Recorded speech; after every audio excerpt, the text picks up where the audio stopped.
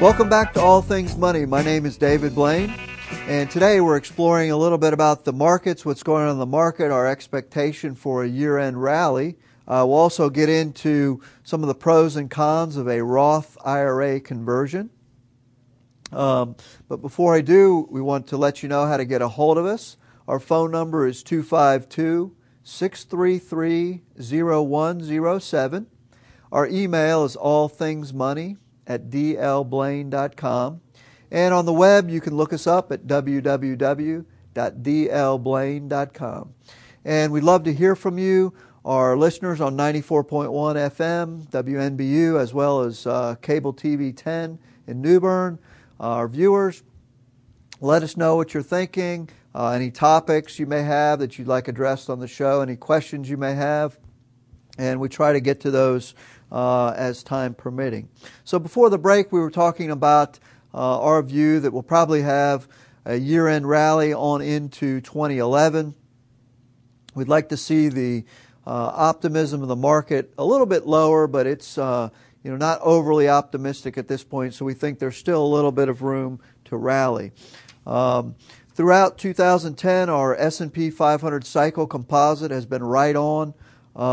It's a little difficult to show you on the screen, and of course, if you're listening on the radio, you can't see it anyway. But we have aggregated cycle composites that look at data since the 1920s on the way the market moves, both on an annual basis, things like presidential cycles, decennial cycles, different types of recurring themes that make their way through the market, and we're able to create a composite of those to get sort of a roadmap for, in general, where the market's going to go.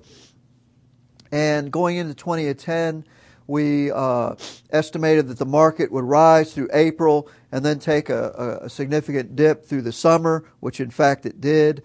We thought that there would be another dip towards October and then rally into year-end. Well, that actually happened more like September, so it was a little bit off, but pretty much it's been right on for 2010. We don't have a crystal ball. We don't know what's going to happen, but we do think that history serves as a reasonable guide, and that's why we like to look at these things. So you may be saying, well, what's ahead for 2011 and 2012? Well, looking at some of these same data points for 2011, we're looking for the market continue to rise throughout the summer. And then on into the summer and into 2012, we would fully expect for a bear market to rear its ugly head. The current bull market, which started in March of 2009, has been going on for a while. The number of months it's been going on, or weeks, has exceeded the average bull market, and so we think that there's a good chance that we'll have a relatively decent size correction or bear market for several months up to a year, beginning sometime next year. Once again, we don't have a crystal ball, but based on history, that's what we would expect given the look at previous bull markets.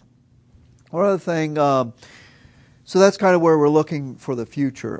Let's talk a minute about Roth IRAs and regular IRAs. You may have heard of a traditional IRA and a Roth IRA. Well, let's start with what are they? Well, a traditional IRA is a individual retirement account that allows a taxpayer to put contributions up to $5,000 per year into the account and take a tax deduction. Now, there are all sorts of rules for who can take the deduction and that. I'm not going to get into the details of that, but suffice to say, an IRA, a regular IRA, is one that you put money in pre-tax. You get a deduction for it.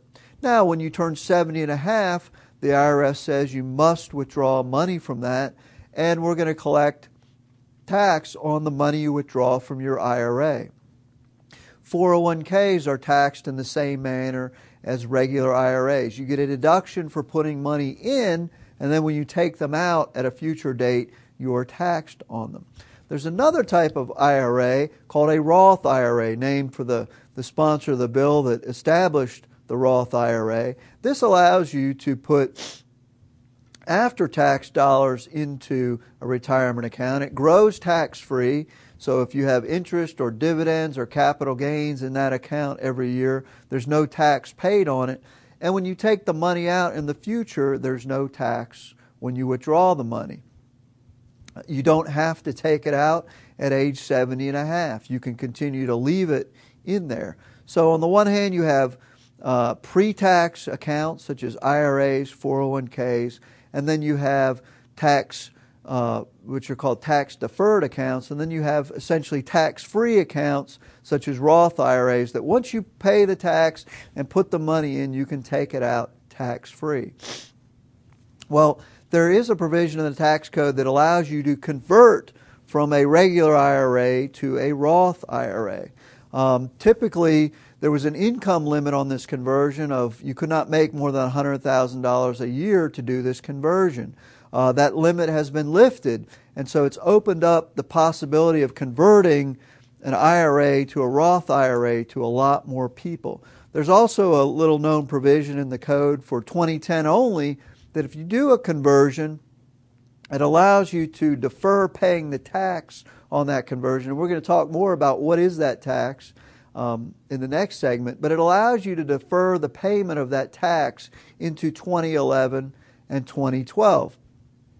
Now to do that, you have to convert by the end of the year, so there's not a lot of time left, so that's why we want to cover this.